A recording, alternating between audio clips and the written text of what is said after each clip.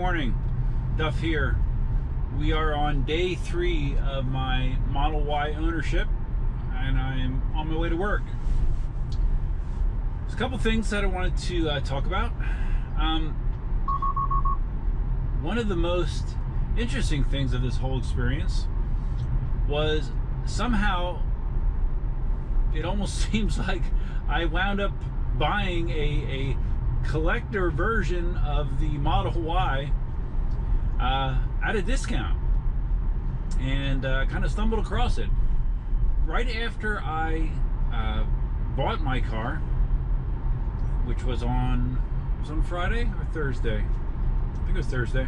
You know, it was weird. I was entertaining the idea of looking at a Y. When I looked at the Y when I was first entertaining it, it was $41,990. When I revisited the Tesla site the next day, it was $39,999 or $990. It was a $2,000 price drop. And Tesla had announced that they were doing a $2,000 price drop on the SR, the standard range version Model Y. Now, I had not realized that they only started selling standard range Ys in January. I had no idea. That prior to this point, all you could buy were the long-range all-wheel drive cars or the performance model. That was off my radar. I did not realize that this had just started to be available. So anyways, I buy the car, and then I believe the very next day, Tesla removes the car from their website. You can no longer order one of these off their website. I don't know if that's a permanent thing or temporary thing, but I know as of yesterday, you still could not order this car off the website. I looked it up online, and they said that there wasn't any explanation by Tesla, but you could not order a standard range Model Y through their online configurator anymore. It did say that if you were able to find a car in inventory, you could order one that way. And that's exactly what happened in my case. In my case, the local sales guy at our Naples sales office located this car in Tesla's inventory system and knew that it was sitting over in Fort Lauderdale. So that's how I got this car. So you may still be able to do that. If you do locate one, I'd be curious what the price is, if it's still $39,900 or if it's back to $41,900. But I just thought that was a really, really weird thing. You know, that they just made the car available.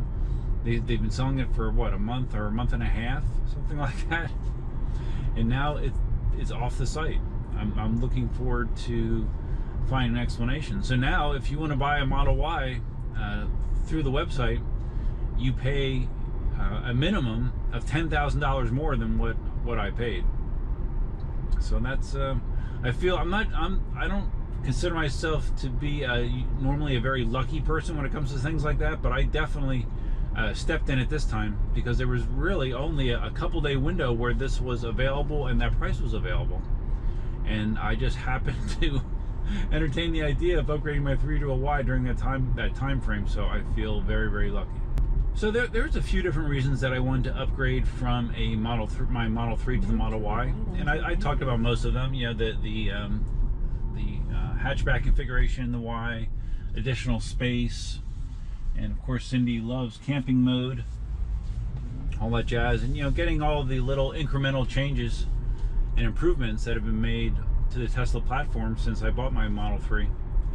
But one of the things I also was considering was, you know, getting a fresh battery underneath me. One thing that I was not all that thrilled about with my Model 3 was the battery degradation that I was seeing reported on Teslafy. My last battery report had shown that my overall range on my Model 3 had decreased somewhere in the neighborhood of 12% and that car had 25,000 miles on it. So and you know, it is still winter, so range does always drop in winter, but I still thought that was a pretty significant drop in potential range. I might be trying to do something different with my charging schedule on the Y. With my Model 3, normally what I would do is I would drive to work and back. It's about a 50-mile commute.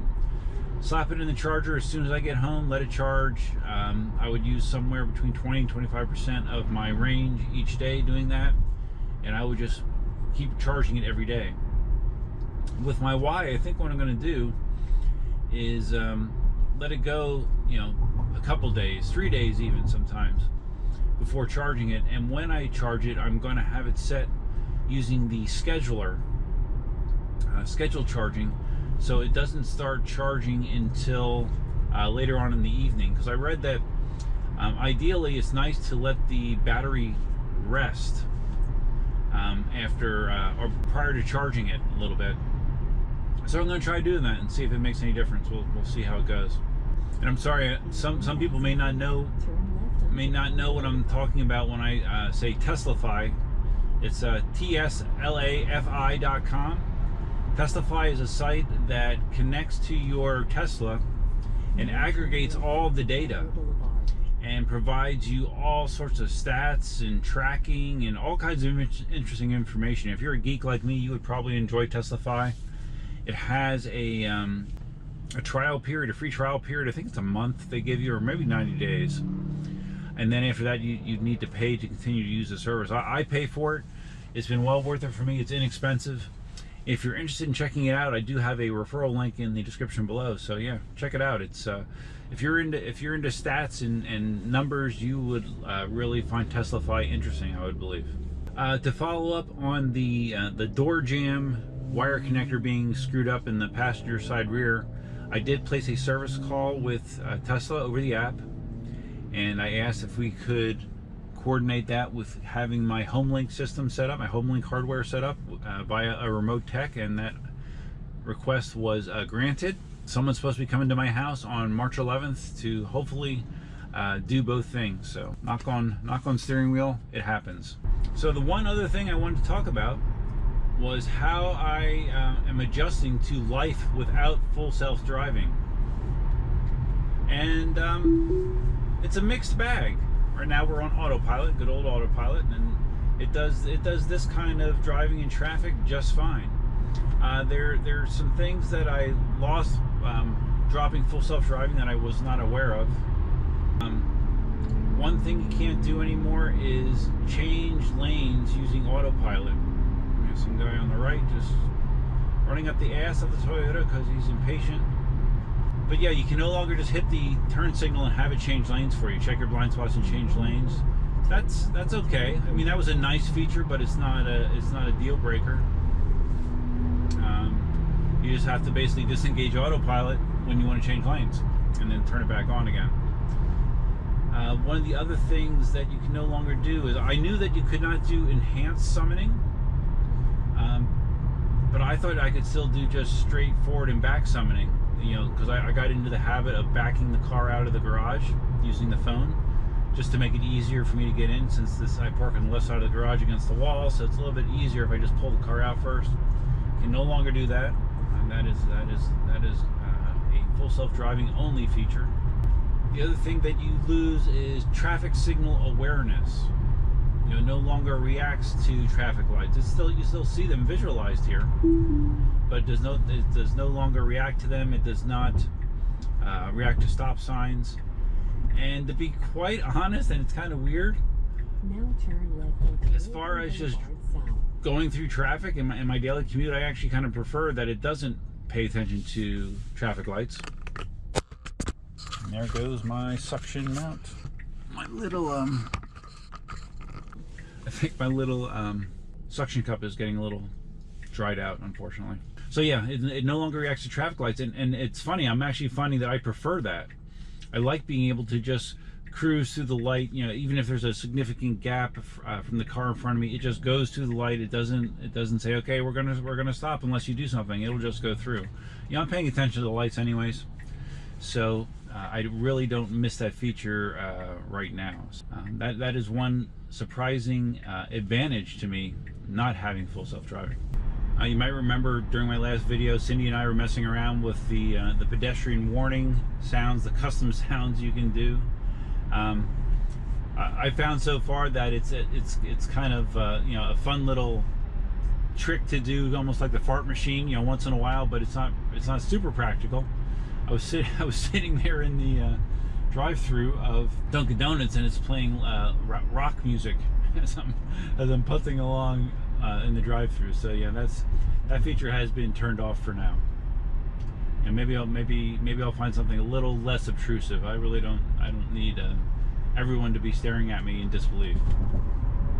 Oh, so the one last point I wanted to make about the full self-driving was, I got some comments, oh man, Duff, I can't believe you're giving up full self-driving. It's so cool, blah, blah, blah.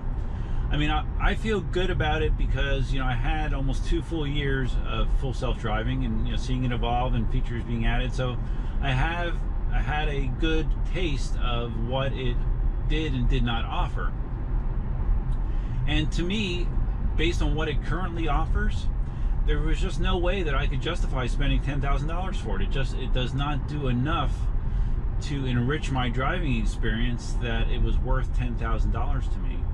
Now, if they ever get to the point where it does more closely mimic human driving behavior, then yeah, I would definitely consider it. And if they get to the point that Elon talks about, which I'm very skeptical of, where you can turn your car into a robo-taxi, just send your car out to go make some money and have it drive back when it's done, sure, that'd be great. But to be quite honest, I don't see that happening anytime soon. Just based on what I see. Yeah, the beta of full self-driving, I've seen tons and tons of footage of the full self-driving beta that some people have right, and it does work most of the time. But the reality is that the way that it behaves, it's too clunky and slow for most people to tolerate. Again, it's a little bit of a it's a cute thing to say, hey, the car's driving myself. But the reality is if the car doesn't drive more or less like you would drive, in an efficient manner and not take significantly longer and miss opportunities to make turns when it could, where a human could, and the car is being overly cautious, I think it's in practicality, it's not going to be as useful until it reaches that level where it's able to make quick decisions, safe decisions, reliably. So until that happens, I'm not going to really be seriously considering full self-driving. And like I said, I feel fortunate that I had the ability to have it myself, so I can make a more educated decision about it. All right, guys, that's all I want to talk about. Like I said, day 3 with the Model Y, and still very, very happy with my decision. I don't have any buyer's remorse or anything like that. It's all good.